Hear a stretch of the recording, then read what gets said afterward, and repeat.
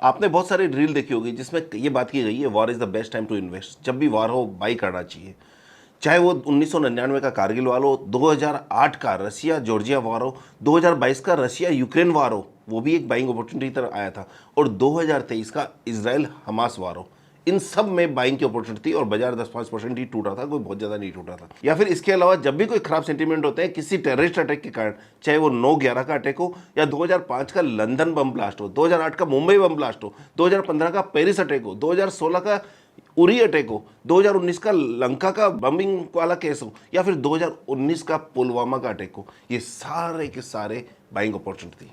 इसके अलावा एक और बात सुनने में आई होगी कि हर फॉल बाइंग अपॉर्चुनिटी होती है, चाहे 1992 का हर्षद का हो, 2000 का .com हो जहां 60% बाजार टूटा था, 2008 का ग्लोबल फाइनेंशियल क्राइसिस हो जहां 60% बाजार टूटा था। इन सारे के सारे केस में बाइंग अपॉर्चुनिटी थी। आपको याद होगा कि 2008 में इराक युद्ध हुआ था, जब ईरान पर सेंक्शन लगे थे और कई तरह की सप्लाई उस समय डिस्टर्ब हुई थी, और उस समय $140 क्रूड ऑयल पहुंच गया था और बात होने लग गई थी कि $200 हो जाएगा। और फिर चाहे 2020 का कोविड वाला क्रैश हो जहां 40% बाजार टूटा था। मैं आपको कहता हूं ये सब बाइंग अपॉर्चुनिटी थी, लेकिन अभी तो बाजार 10% ही टूटा है। इन सब केसेस में बाजार ने 60% का फॉल दिया है, कोविड के केस में 40% का फॉल दिया है। आप अभी से ही बाइंग अपॉर्चुनिटी ढूंढ रहे हैं, ये मुझे थोड़ा समझ नहीं आ रहा है। अर्निंग ग्रोथ की बात करते हैं या सेंटिमेंट की बात करते हैं, क्योंकि बाजार जब भी चलता है उसमें दो ही चीज़ इफेक्ट करती है बाजार को डिसाइड करने का। नंबर एक अर्निंग और दूसरा सेंटिमेंट। अर्निंग का मतलब जैसे आज हम निफ्टी की बात कर लेते हैं तो 1150 रुपए की अर्निंग है। ये 1150 रुपए की निफ्टी की अभी की अर्निंग है, अगले साल क्या आएगा, ये अर्निंग ग्रोथ हो गई। उससे अगले साल क्या होगा, वो अर्निंग ग्रोथ होगी। तो 1150 2026 मार्च का यदि है तो 2027 मार्च का 1300 होगा, 2028 मार्च का लगभग 1500 के आसपास होगा। ये तो अर्निंग आपको पता लग गई। तो इस हिसाब से वैल्यूएशन क्या होनी चाहिए, 2021 के बाद में, कोविड के बाद में, कोविड के टाइम पर अर्निंग आ गई थी 650 के आसपास, और वो 14 प्राइस टू अर्निंग रेशियो पे नीचे में आ गया था जब बाजार 9000 से नीचे आया था। तो वो तो 14 थी, लेकिन 2021 के बाद में 22 पी के आसपास चला है। तो उस 22 पी को भी हम बेस मान लेते हैं, तो हमारा इस समय बाजार 1150 की अर्निंग है, 22 पी के हिसाब से 25,300 होता है। लेकिन खराब टाइम में, खराब सेंटीमेंट में, जैसा कि कोविड के टाइम हुआ था, वहाँ भी तो 14-15 पी हो गया था। तो 1150 से यदि 15 पी देते हैं तो 17,250 इंडेक्स आ जाता है, निफ्टी आ जाती है। यदि एक साल फॉरवर्ड यानी कि 2027 मार्च की बात करते हैं तो 1300 रुपए की अर्निंग एक्सपेक्टेड है। 22 पी देखते हैं तो 28,600, और 1300 के हिसाब से यदि 15 पी देते हैं खराब सेंटीमेंट के कारण तो 19,500 हो जाता है। और यदि 2028 के बाद उसके अगला साल देख लेते हैं, सॉरी 2028 का देख लेते हैं, तो 1500 रुपए की अर्निंग पर 20 पी भी देते हैं या 22 पी भी देते हैं तो 30,000 से 32,000 निफ्टी होता है। दूसरी तरफ यदि 1500 पी अर्निंग पर 15 पी देते हैं जो कोविड के टाइम पे था तो 22,500 या 20,000 के आसपास का निफ्टी आता है। तो मैंने जो आपको लास्ट वीडियो में निफ्टी की रेंज दी थी 20,000 से 30,000 अगले 5 साल की, ये मानते हुए दी थी कि जो अर्निंग ग्रोथ इस समय है वो शायद नहीं रहेगी, क्योंकि अभी सिचुएशन चेंज हो गई है। और हिस्टोरिकली यदि हम देखते हैं, जब भी आप 22 पी के ऊपर बाई करते हैं तो आपके फ्यूचर के रिटर्न कम होते हैं, क्योंकि आपने महंगे वैल्यूएशन में बाई की, अर्निंग ग्रोथ भी आई तो भी महंगे वैल्यूएशन के कारण आपको रिटर्न कम मिलता है। दूसरी तरफ जब भी आप 16 पी के नीचे बाई करते हैं तो आपको रिटर्न बहुत अच्छा मिलता है। लेकिन अभी पी क्या चल रहा है, अभी 21 पी चल रहा है। कोविड के टाइम पे आप बात कर रहे हो तो उसमें 15 पी आ गया था, 15 पी से भी देखते हैं तो 9,750 निफ्टी होता है। आप अभी से ही 20-21 पी पर भी आकर आप इतने क्यों एक्साइटेड हो रहे हो कि ये बेस्ट टाइम है बाई का। जी हाँ, आने दो 15 पी, बेस्ट टाइम हो जाएगा। हम भी टेबल तपा के कहेंगे कि ये बेस्ट टाइम है। यहाँ मैं राकेश झुनझुनवाला की स्टाइल को कोट करना चाहूँगा कि राकेश झुनझुनवाला साहब की एक बहुत ज़बरदस्त स्टाइल थी। वो अपने पोर्टफोलियो में स्टॉक रखते थे, लेकिन साथ में जब भी बियरिश ट्रेंड होता था तो उस स्टॉक को शॉर्ट भी कर दिया करते थे फ्यूचर मार्केट में। ये उनकी ऐसी स्टाइल थी जो उन्हें विनर बनाती थी। लेकिन हमें से कितने लोगों को पता है, हमें तो पता है लॉन्ग टर्म इन्वेस्टर। लेकिन इस तरह के जब फेज आते हैं, जब बाजार के सेंटिमेंट आंखों के सामने खराब दिखता है, उस समय हमें भी कुछ ऐसी स्ट्रेटेजी यूज करनी चाहिए। जैसा कि मैंने अपने लास्ट वीडियो में कहा था कि आप 25,000 का पुट 500 रुपये के आसपास बाई कर लीजिए। आज उस पुट का भाव 1,500 रुपये है। तो जितना नुकसान आपके पोर्टफोलियो में हुआ होगा उतना नुकसान आपको यहाँ पुट से कवर हो गया होगा। तो ये वो जो झुनझुनवाला साहब की जो स्टाइल थी वही स्टाइल है। 1985 से लेकर सन 2003 तक की बात कर रहा हूँ। एक हर्षद मेहता के 1.5 साल छोड़ दीजिए, और साथ में एक .com वाले यानी कि 2000 के आसपास वाले 1.5 साल छोड़ दीजिए। बाकी हम लोग जब काम किया करते थे एक ही बात देखा करते थे, कौन सा स्टॉक बढ़ गया उसको बेचें, क्योंकि अल्टीमेटली सबको टूटा ही होता है। जिस तरह आज हमारा मूड क्या होता है कि क्या टूट गया उसको ले लें, उस समय ये माहौल होता था कि आप क्या बेचें। रोजाना सुबह आके जैसे आप आज सोचते हो कि क्या लें, वैसे ही आज माहौल, उस समय माहौल होता था कि क्या बेचें। अभी मेरी पिछले 2 दिन पहले ही एक इन्फ्लुएंसर से बात हो रही थी, उसने कहा कि सर इस बार जब बाजार टूटेगा मैं बहुत सारा माल लूँगा और अपना फ्यूचर प्लान करूँगा। आज अभी तो बाजार टूटा ही नहीं है, 10% ही टूटा है, तो वो ऐसा क्यों नहीं कर सकते कि हम शॉर्ट करके आज खेलना चालू कर दें, क्योंकि अभी तो अपॉर्चुनिटी, शॉर्टिंग की अपॉर्चुनिटी है। आप आज सुबह बेचो, शाम को पैसा बचता है, तो उस समय आप क्यों लेने की सोच रहे हो अभी से? अभी तो स्टार्टिंग पॉइंट है मंदी का। यदि वॉर की बात करते हैं तो सबसे पहली इंपॉर्टेंट बात है कि वॉर बंद होगा या बंद होने की गुंजाइश होगी तो बाजार ठीक होने लगेगा। लेकिन क्या आपको लगता है? अभी 3 ऑप्शन है बाजार में। नंबर 1, अमेरिका कभी भी कह सकता है कि मेरा काम हो गया, हम जीत गए, हमें जो करना था, डिस्ट्रॉय करना था ईरान को, वो हमने कर दिया, हमारा काम हो गया है और हमने वॉर सीज फायर कर दिया है। आपको लगता है क्या ये ऑप्शन हो सकता है? क्या आज ईरान मान जाएगा कि उतना नुकसान होने के बाद में वो इसको एक्सेप्ट कर ले और वो भी अटैक करना बंद कर दे? यूएस बंद कर सकता है लेकिन ये नहीं बंद करेगा। दूसरा ऑप्शन क्या हो सकता है? दूसरा ऑप्शन ये हो सकता है कि ईरान कह देवे कि सब सीज फायर मेरी तरफ से है, मैं अनकंडीशनल सीज फायर करने को तैयार हूं, प्लीज मुझे माफ कर दो। आपको लगता है ये होगा? ये भी नहीं होने वाला है। तीसरा है, अभी ईरान ने एक कंडीशन रखी है, 3 कंडीशन रखी है कि मैं सीज फायर करने को तैयार हूं, प्रोवाइडेड मेरी 3 कंडीशन मान ली जाए। नंबर 1 कंडीशन, मुझे मेरे वैध अधिकारों की सुरक्षा की गारंटी दी जाए, मुझे माना जाए कि हम एक कंट्री है और मेरे जो वैध अधिकार होने चाहिए वो मुझे इस वर्ल्ड में मिलेंगे। दूसरी बात, चलो ये तो ठीक है, नॉर्मल सी बात होगी। दूसरी बात, जितना भी मुझे वॉर में नुकसान हुआ है उसका कंपनसेशन दिया जाए। क्या ये पॉसिबल आपको लगता है? और तीसरी उसकी कंडीशन है, मुझे इस बात की गारंटी दी जाए कि फ्यूचर में मुझ पर अटैक नहीं होगा। ये 3 कंडीशन उसने रखी है। आपको क्या लगता है इन कंडीशन पे वार बंद हो सकता है? तो कुल मिलाकर यूएस अटैक बंद कर देगा तो वार बंद नहीं होगा, ईरान वार बंद करने को तैयार नहीं है और ईरान की 3 कंडीशन कोई वर्ड मानने को या यूएस मानने को तैयार नहीं है, तो आपको लगता है कि ये वार बंद होगा? और यहां उसने यूएस का गला दबा रखा है कि उसने क्रूड ऑयल का प्राइस 100 के ऊपर कर दिया है और वो टारगेट ले रहा है कि मैं तो 200 कर दूंगा। वो कहते हैं ना, मैं तो ये वार नहीं जीतूंगा लेकिन तुम्हें भी जीतने नहीं दूंगा। ये उसकी सोच है। और साथ में हम तो डूबेंगे सनम लेकिन तुमको भी लेके डूबेंगे। बस इसी सोच से वो काम कर रहा है कि मेरा तो भला नहीं हो सकता लेकिन तुमको भी जीने नहीं दूंगा। ये वही ईरान है जो सद्दाम हुसैन के टाइम पर 20 साल तक अमेरिका ने इसको कंट्रोल करने की कोशिश की थी, लेकिन 20 साल तक भी इस पर कंट्रोल नहीं कर। इतने बम बरसाए थे, पूछिए मत आप क्या हुआ था। करोड़ों, लाखों करोड़ों लोग उससे मर गए थे। उस सेक्रीफाइस के बाद भी आज वो खड़ा रहा। आपको लगता है कि ये कोई लोगों के मरने से इसको चिंता होगी? इसको नहीं होने वाली चिंता है। तो ये वॉर में पीछे हटने वाला नहीं है। दूसरी तरफ एक और बात है कि उसने यूएई पर अटैक कर रखा है, यूएई का जीना हराम कर रखा है। जो यूएस की कमजोर नस है उसका जीना हराम कर रखा है। वहां इतनी अशांति कर दी है कि लोगों का विश्वास वहां से हट गया, पूरे वर्ल्ड का विश्वास हट गया है। फाइनेंशियल क्राइसिस में है, फाइनेंशियल क्राइसिस जो फाइनेंशियल हब वर्ल्ड की, वो उसको हिला दिया है। क्या ये ऐसा है कि यूएस के पास वेनेजुएला आ गया है तो वो कह रहा है कि मेरा तो क्रूड ऑयल का तो अरेंजमेंट वहां से हो गया है, मुझे यूएई की जरूरत नहीं है? क्या उसका प्लान है यूएस का? मुझे नहीं पता, लेकिन क्या ऐसा भी हो सकता है कि यूएस ये चाह रहा है कि यूएई की वर्चस्व जो है या इनके पास जो पैसा है वो खत्म हो जाए? चलो जो भी है, ये भी एक थॉट हो सकता है। दूसरी तरफ यूएई का पैसा, जैसा मैंने लास्ट वीडियो में भी कहा था, वो यूएस के बॉन्ड में है, क्योंकि यूएई ने यूएस से एक डील कर रखी है जिसे हम कहते हैं पेट्रो डॉलर डील, जिसमें क्या है कि अपना पेट्रोल वो डॉलर में बेचेगा। यदि उस डील में कोई प्रॉब्लम आती है तो इसका मतलब कि यूएई के पास अब डॉलर नहीं आएगा बल्कि कुछ और करेंसी में माल बेचेगा। अब डॉलर जो था उसके पास, वो उसने इन्वेस्टमेंट कर रखा है। वो कहाँ इन्वेस्टमेंट कर रखा है? यूएस बॉन्ड्स में, यूएस स्टॉक्स में और यूएस प्रॉपर्टी मार्केट में। वहाँ उसकी सेलिंग आएगी। उससे क्या होगा? यूएस में इन्फ्लेशन बढ़ेगा। यूएस में इन्फ्लेशन बढ़ेगा तो यूएस को कुछ ना कुछ एक्सपोर्ट करना पड़ेगा, क्योंकि वो इतना पैसा लाएगा कहाँ? डेट में ऑलरेडी है। वो जो एक्सपोर्ट करेगा, क्या एक्सपोर्ट करेगा? वो एक्सपोर्ट करेगा या तो वेपन्स या फिर सॉफ्टवेयर। सॉफ्टवेयर की लिमिटेशन है, वेपन एक्सपोर्ट करने के लिए उसको चाहिए कि वर्ल्ड में कहीं ना कहीं वार हो।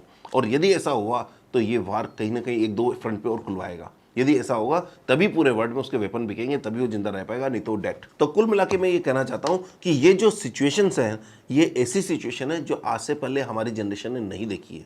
ये फर्स्ट और सेकंड वर्ल्ड वार जैसी सिचुएशंस है। और यदि ये सिचुएशन आगे बढ़ती है तो ये मान लेना है कि ये सिर्फ क्रैश नहीं है, बल्कि ये कंप्लीट कोलैप्स ऑफ सिस्टम हो जाएगा, क्योंकि डी डॉलराइजेशन के बाद में वर्ल्ड का क्या होगा इसका कोई क्लियर इंडिकेशन अभी बाजार को नहीं है। आज से पहले जब भी वार हुए तो उस समय वॉर के बाद में गवर्नमेंट स्पेंडिंग बढ़ी है, वेपन्स की मैन्युफैक्चरिंग बढ़ी है और इंडस्ट्रियल ग्रोथ बढ़ी है, जिसके कारण से वर्ल्ड वार के बाद में रिकंस्ट्रक्शन हुआ, जिस कारण से पूरा वर्ल्ड और इकोनॉमी चलती रही है। लेकिन इस समय क्या हो सकता है? इस समय ऑलरेडी 315 ट्रिलियन डॉलर की डेट में वर्ल्ड बैठा है। 315 ट्रिलियन की वर्ल्ड की जीडीपी का 3x तो लोन में बैठा है। तो इसका मतलब क्या होगा कि इस अभी जो वार हो रहा है वो डेट के सहारे लड़ा जा रहा है। अभी का वार सिर्फ वेपन से नहीं लड़ा जा रहा है, बल्कि वो सैंक्शन, करेंसी, पेमेंट नेटवर्क और एसेट फ्रीज जैसी स्ट्रेटेजी के साथ लड़ा जा रहा है। इस वॉर के बाद में गवर्नमेंट पर लोगों का ट्रस्ट खत्म हो जाएगा, करेंसी पर ट्रस्ट खत्म हो जाएगा। तो ऐसे में ये वॉर की एंड क्या होगा अभी हमें पता नहीं है। तो कुल मिला के बात यह है कि इस समय बहुत ज़्यादा बुलिश होने की जरूरत नहीं है, बाई द डिप कहने की जरूरत नहीं है। अभी सिर्फ हम 10% टूटे हैं। बाई द डिप जरा सोचिए, कोविड की बात करते हैं, 10% में आपने सोच लिया होता कि बाई द डिप, 20% में बाई द डिप, 25 में बाई द डिप, 30% में बाई द डिप, आगे 40 चला गया। तो अभी तो 10% ही टूटा है। अभी से बाई डिप आई कहाँ है? अभी तो 10% ही तो बाजार टूटा है। जरा सोचो कि बाजार 40% टूट जाए तो इंडेक्स लेवल क्या होगा। मैंने आपको बताया कि अगले 5 साल का रेंज 20,000 से 30,000 का है। यदि मैं आपसे पूछता हूं कि ये 20,000 से 30,000 का रेंज है, यदि बाजार को किसी रेंज को क्रॉस करके ऊपर नीचे जाना हो, रोज को क्रॉस करना हो, कि कौन से की प्रोबेबिलिटी ज़्यादा है, 20,000 की या 30,000 की?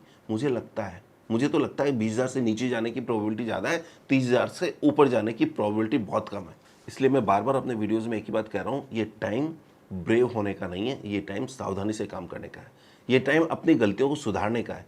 ये टाइम है कि यदि हमने पोर्टफोलियो में कुछ मिस्टेक करके उसको अभी भी ठीक कर लें और अपने को कैश रिच बनावें। यदि आपका आउटलुक 5 साल प्लस है तब कोई दिक्कत नहीं है, तो आप कर सकते हैं। लेकिन फिर भी यदि आपको लगता है कि आपके पोर्टफोलियो में कुछ गड़बड़ है तो आपको इस समय ध्यान देने की जरूरत है। तो यहाँ मैं आपसे बात कर रहा हूँ कि आपके पोर्टफोलियो में आप क्या क्या कर सकते हैं। सबसे पहला है फिक्स इनकम इंस्ट्रूमेंट। हमें इस समय जैसा मैंने लास्ट वीडियो में भी कहा था कि हमें अपनी एक्सपेक्टेशन को स्टॉक मार्केट से कम कर देना चाहिए, यानी कि हमारा एक्सपेक्टेड टारगेट हमें रखना चाहिए 10-12% के आसपास अगले 5 साल के लिए। यदि हम 10-12% का एक्सपेक्टेशन रख रहे हैं विद दिस वोलेटिलिटी, यदि आपको 9.5% का 3 साल का बॉन्ड मिल जावे तो अच्छा है, विद 12.5% यानी लॉन्ग टर्म कैपिटल गेन, मुझे तो नहीं लगता कि इसमें कोई प्रॉब्लम है। यदि ऐसा ऑप्शन है तो हमें उस पर जाना चाहिए। यदि आपके पास नहीं है, आप हमारी टीम को कनेक्ट कीजिए, हम आपको बताएंगे इस तरह के क्या क्या ऑप्शंस अभी मार्केट में अवेलेबल हैं, जिसमें आपको बॉन्ड में इन्वेस्टमेंट करना है, 9.5% इंटरेस्ट है, 3 साल का प्रोडक्ट है, 3 साल बाद में आप लॉन्ग टर्म कैपिटल गेन 12.5% देकर बाहर आ सकते हैं। जरा सोचिए, 9.5% आपको मिल रहा है अगले 3 साल के रिटर्न, जबकि बाजार इतना डाइसी है, इतना वॉलेटिलिटी देके आप 10 ले लेंगे तो क्या कर लेंगे। यदि आपके पास स्टॉक का पोर्टफोलियो है और लॉस में है तो ये मार्च का महीना चल रहा है, ये टाइम है अपने पोर्टफोलियो को रिड्यूस करने का, एग्जिट करने का। आप कहेंगे मेरे ऊंचे भाव का लिया हुआ है, ये छोड़ी ऊंचे भाव का है, नीचे कितने आ सकता है ये देखिए आपकी बाजार नीचे कितने आ सकता है, उस समय आपके पोर्टफोलियो क्या होगा। और उससे भी ज़्यादा इंपॉर्टेंट है कि नीचे तो कितना आ सकता है, वो तो अलग बात होगी, जब नेक्स्ट बुल रन चलेगा तो क्या वो स्टॉक चलेंगे जो आपके पोर्टफोलियो में है। मुझे नहीं लगता कि जो आपके पोर्टफोलियो में उसके 20% से ज़्यादा स्टॉक नेक्स्ट बुल रन में चलने वाले हैं। तो फिर हम उस पोर्टफोलियो को रख के अभी से क्या करें, हम कब तक उसको सेकेंगे उस पोर्टफोलियो को। यहाँ ध्यान देने की जरूरत है। तो अपने पोर्टफोलियो को रिस्ट्रक्चर कर लें और ज़्यादा बेटर है कि म्यूचुअल फंड के थ्रू जाएं, जहाँ प्रोबेबिलिटी बहुत अच्छी रहेगी कि आपका पोर्टफोलियो दोबारा से नए हाई पर आए या आपके फंड के भी नए हाई पे आ जाए। क्योंकि एक बात आप ध्यान रख लीजिए कि इस समय अभी तो कुछ सेक्टर्स स्ट्रॉन्ग है जिसके कारण हमारा पोर्टफोलियो दिख रहा है, जब जब पैनिक बॉटम बनेगा उस समय उन स्टॉक्स में भी पैनिक बनेगा, और यदि उनमें पैनिक बनेगा तो इसका मतलब कि जो स्ट्रॉन्ग स्टॉक है उसमें भी सेलिंग आएगी, लेकिन वो लास्ट में आएगी। तो इससे बेटर है कि आप उनमें भी यदि प्रॉफिट आ रहा है तो उनमें प्रॉफिट बुक करके, कुछ में लॉस बुक करके, नेट ऑफ करके आप एग्जिट कर सकते हैं, फिर चाहे म्यूचुअल फंड हो चाहे डायरेक्ट स्टॉक्स का पोर्टफोलियो क्यों ना हो। तीसरा क्वेश्चन कि म्यूचुअल फंड, यदि आपके इस म्यूचुअल फंड पोर्टफोलियो है, लॉन्ग टर्म है, यदि आपका कोई भी गोल 3 साल में आना है तो उसके लिए आप लिक्विड फंड में डाल लें अभी से ही, उसको अभी भी रिडीम कर लें। लेकिन यदि गोल 3 साल से ऊपर है तो आपको घबराने की जरूरत नहीं है, आप आंख बंद करके अपने SIP को चालू रखिए और अपने गोल के हिसाब से कंटिन्यू रखिए। ये मंदी आपके लिए डेफिनेटली अपॉर्चुनिटी है, मैं उनको एक्नॉलेज करता हूँ जो ये कह रहे हैं, लेकिन अपॉर्चुनिटी उनके लिए जो SIP कर रहे हैं, जो हर एसआईपी बेस्ट इंस्ट्रूमेंट है फॉलिंग मार्केट में। क्यों? क्योंकि आपको सपोज 10 लाख रुपए इन्वेस्टमेंट करना है और हर महीने 10,000 रुपये कर रहे हैं, तो अगले महीने फिर 10,000 करना है, 5 महीने के बाद में भी 10,000, अगेन 10,000 करना है। तो आप हर, क्योंकि आपको 10 लाख करना है, उसमें से आपने सिर्फ 50,000 ही किया और बाजार टूट गया, तो अच्छी बात है ना, 9.5 लाख तो आपका और सस्ते में परचेज होगा। लेकिन एसआईपी बुरा इन्वेस्टमेंट है तब जबकि राइजिंग मार्केट हो। क्यों? क्योंकि इस महीने में आपने 10,000 इन्वेस्टमेंट किया, 5 महीने में 50,000 इन्वेस्टमेंट हो गया और उसके बाद में आपका पोर्टफोलियो अच्छा दिखने लग गया, तो इसका मतलब आप खुश हो रहे हो कि मेरे पोर्टफोलियो में रिटर्न अच्छा है। लेकिन प्रॉब्लम यह है कि आपको 9.5 लाख और करना है। राइजिंग मार्केट में लमसम डालना बेटर होता है, फॉलिंग मार्केट में एसआईपी करना बेहतर होता है। साथ ही साथ यदि आपके पास म्यूचुअल फंड का पोर्टफोलियो काफ़ी स्कैटर्ड है और एक नाम से, वैसे तो 5 फंड से ज़्यादा नहीं होनी चाहिए, लेकिन यदि किसी का 8 भी मैं मान लूँ, 8 से ज़्यादा फंड यदि आपके एक नाम के पोर्टफोलियो में है, तो ये टाइम है उन फंड को कम करने का। नंबर ऑफ फंड मेरे समझ में 5 से ज़्यादा एक पोर्टफोलियो में नहीं होनी चाहिए। फिर 8 है तो डेफिनेटली इससे ज़्यादा जितने भी उसको रिड्यूस करके 5 के अंदर अंदर लेके आइए। यदि ऐसा कर पाएंगे तो ये आपके लिए बहुत अच्छा रहेगा, क्योंकि रियल पोर्टफोलियो तो मैक्सिमम 5 फंड्स में ही बनता है। इसके अलावा आप अपने डायरेक्ट स्टॉक के पोर्टफोलियो में लॉस बुक कर रहे हैं। क्यों? क्योंकि लॉस ही है वहाँ पर। तो आप लॉस को कंपनसेट करने के लिए यदि आप कुछ म्यूचुअल फंड के पोर्टफोलियो को प्रॉफिट बुक करके कंपनसेट कर पाते हैं, तो शायद मार्च में ये काम भी कर लेना चाहिए कि इस समय लॉस एंड प्रॉफिट को कंपनसेट करने के लिए कुछ म्यूचुअल फंड भी बेचना पड़े, तो आपके पास कैश आ सकता है। उस कैश को आप फिक्स इनकम इंस्ट्रूमेंट में डाल सकते हैं, जहाँ 9.5% 3 साल के लिए आपको मिल रहा हो। आप कहेंगे कि 3 साल के लिए 9.5% कैसे मिलेगा? आप हमारी टीम को कनेक्ट कर सकते हैं, हम आपको बताएंगे। यदि 1 साल या 13 महीने का प्रोडक्ट लेना चाहें तो उसमें आपको 8% इंटरेस्ट मिल सकता है, जिसमें आप 12.5% टैक्स दे सकते हैं। तो 1 साल के लिए इन्वेस्टमेंट करना हो तो 8% और 3 साल के लिए करना हो तो 9.5% पे इन्वेस्टमेंट ऑप्शन यहाँ अवेलेबल हो जाएंगे। चौथा पॉइंट है, ये राइट टाइम पे गवर्नमेंट राइट प्रोजेक्ट से भी राइट प्रोडक्ट लेके आई है। एसआईएफ एक ऐसा प्रोडक्ट है जिसमें शॉर्ट सेलिंग भी अलाउड होती है। तो यदि हम इस प्रोडक्ट को यूज़ करते हैं तो विद अ टारगेट ऑफ 8, 10, 12% हम एसआईएफ में इन्वेस्टमेंट कर सकते हैं। तो ये मिनिमम टिकट साइज 10 लाख रुपए है। ये डीप नॉलेज की बात है, क्योंकि इसमें डेरिवेटिव यूज होता है। आप कहेंगे डेरिवेटिव में 92% को लॉस लगता है, सेबी के डेटा के हिसाब से 92% रिटेल को लॉस लगता है। इंस्टीट्यूशंस को, म्यूचुअल फंड्स को इनको लॉस नहीं लगता है, क्योंकि वो अपने पोर्टफोलियो के अगेंस्ट में हेज करके काम करते हैं। मैं एक वीडियो जरूर आपके लिए बनाऊंगा जिसमें ये किस तरह से स्ट्रेटजी काम करती है। मेरे पुराने भी कुछ वीडियो उसको भी देख सकते हैं। नई एक और वीडियो, 2, 3, 4 वीडियो में इस पे एसआईएफ पे जरूर बनाऊंगा, क्योंकि एसआईएफ अगले 5 से 10 और 20 साल का एसेट क्लास होने वाला है। तो इसको बहुत ध्यान दीजिए। एसआईएफ में इन्वेस्टमेंट करना चाहिए, किस में कब करना चाहिए ये एक सोचने की बात है। तो ये टाइम एसआईएफ में ध्यान देने का है, तो इसके लिए भी आप हमारी टीम से बात कर सकते हैं। 5वां पॉइंट, यदि आपके पास पीएमएस या एआईएफ है जिसमें एग्जिट का रूट नहीं है, तो उसके लिए मैंने आपको पिछले 20 दिन पहले मैंने आपको बताया था कि 25,000 का पुट बाई कर लीजिए, 500 रुपये के आसपास है। आज उसका भाव लगभग 1400-1500 रुपये चल रहा है। उसके बाद में भी मैंने बताया था कि 24,000 का पुट, जो पिछले वीक की बात कर रहा हूँ, इसी वीक की बात कर रहा हूँ, 24,000 का पुट बाई कर लीजिए, लगभग 700 रुपये के आसपास मिल रहा है, तो भी आपको बेटर रिटर्न मिल सकता है। आज वो 700 रुपये का 24,000 का पुट भी 1,000 रुपये है। तो कहने मतलब ये हो गया, ये आप अपने जो एसआईएफ क्या कर रहा है इस तरह से हेज कर रहा है, आप भी अपने पोर्टफोलियो को इस तरह से हेज कर सकते हैं। यही राकेश झुनझुनवाला की स्टाइल थी, जिस तरह से आपको काम करने की ऑप्शन रहना चाहिए। ज़्यादा डिटेल में जानना चाहते हैं, हमारी टीम से आप कनेक्ट कर सकते हैं। अब ये जो इंडेक्स जो लगभग 25,800 से टूट रहा है, या ये मान के चलिए जिस दिन ट्रेड डील फाइनल हुई थी उसके बाद से टूट रहा है, लगभग 26,000 प्लस से टूट रहा है, उसका फर्स्ट टारगेट जो हमारा बनता है वो 22,500-700 के आसपास बनता है। 22,500 के आसपास बनता है, या 23,400 पहला बनता था और दूसरा 22,500 बनता है। तो 23,400-500 तो आज हम आ चुके हैं, तो 22,500 हो सकता है कि नेक्स्ट वीक में आ जाए, तो वहाँ से एक रिबाउंड आ सकता है। तो उस रिबाउंड यदि कोई आता है तो उसको आप अपने पोर्टफोलियो को रिड्यूस करने के लिए या अपने वीक स्टॉक्स में से बाहर निकलने के लिए यूज़ लीजिए, और अपने पोर्टफोलियो को नए डिज़ाइन से आज के सिचुएशन के हिसाब से रीडिज़ाइन कीजिए। आपको क्या लगता है कि 23,400 जो आज आ चुका है टारगेट फर्स्ट, और 22,500 जो सेकंड टारगेट है, वो सपोज आएगा या नहीं आएगा? ये बात आप मुझे नीचे कमेंट में बताइएगा। दूसरी बात, 22,500 से या 23,400 से बाजार रिबाउंड होकर कहाँ तक जा सकता है? मुझे लगता है 24,000 से ऊपर नहीं जाना चाहिए, क्योंकि 24,000 अब नया लोअर हाई बन जाएगा। तो क्या आपको लगता है इससे ऊपर जा सकता है? ये मुझे तो नहीं लगता। हाँ, यदि किसी कारण से वॉर बंद होने की न्यूज़ आ जाए तो भी मुझे नहीं लगता कि 24,400 के ऊपर जाएगा। ये वही कंडीशन हो गई कि हमने काफ़ी टाइम तक वेट किया कि ट्रेड डील हो जाए और ट्रेड डील होने के बाद में बाजार ठीक हो जाएगा, लेकिन ट्रेड डील भी पुराने टॉप को क्रॉस नहीं कर पाई।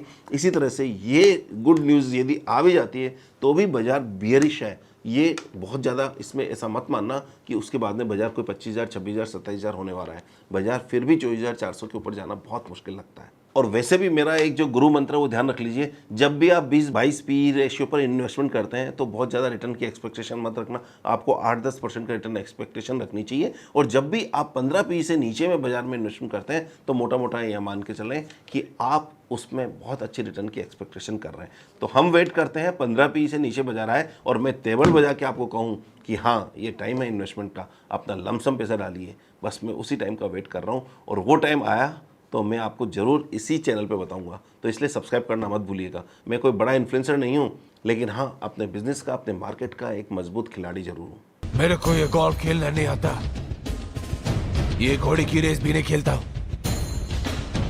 लेकिन अपने धंधे का मजबूत खिलाड़ी हूं मैं। आपने मुझे 5 मिनट दिया था ना, 4.5 मिनट में सब कुछ खत्म कर दिया मैंने। 30 सेकेंड प्रॉफिट, मुनाफा। मुझे इन्फ्लुएंसर की तरह घुमा के बात करना या मीठी मीठी बात करना नहीं आता है। मैं स्ट्रेट फॉरवर्ड बात कर रहा हूँ, लेकिन हाँ जो बात कर रहा हूँ दिल से कर रहा हूँ और जो वो कर रहा हूँ जो मुझे लगता है। इसलिए फॉलो करना नहीं करना आपकी चॉइस है, लेकिन इतना बता दूँ कि जो मैं बात कर रहा हूँ वो बहुत जल्दी आपको एक्सेप्ट नहीं होगी, क्योंकि आप 10 ऐसे लोगों की बात सुनते हो, उसके बीच में मेरी बात आएगी तो आपको लगेगा कि ये थोड़ा डिफरेंट ही बात कर रहा है। लेकिन दोस्तों बात डिफरेंट नहीं कर रहा हूँ, बात वो कर रहा हूँ जो हकीकत है, जो मुझे फ्यूचर दिख रहा है। ये टाइम सावधानी से काम करने का है, ये टाइम भाग लेने का नहीं है बल्कि भागने का है। ज़रा ध्यान रखिएगा इस बात को। चैनल को सब्सक्राइब नहीं किया है तो कर लीजिए। हमारी टीम को कनेक्ट करना हो तो सारे लिंक डिस्क्रिप्शन में है। मिलते हैं नेक्स्ट वीडियो में, जो मैं डेफिनेटली मेरा आपसे कमिटमेंट था कि मैं हाउ टू सेल शॉर्ट इस स्ट्रेटजी पर एक वीडियो बनाऊंगा, लेकिन ड्यू टू टाइम कंस्ट्रेंट मैं नहीं बना पाया। अब लेके आऊँगा और साथ में एक SIF का मैंने प्रॉमिस किया है, वो भी मैं वीडियो आपके लिए ज़रूर लेके आऊँगा। नेक्स्ट वीक तक ये मैं वीडियो दोनों लेके आ जाऊँगा। All the best, happy investing, thank you very much.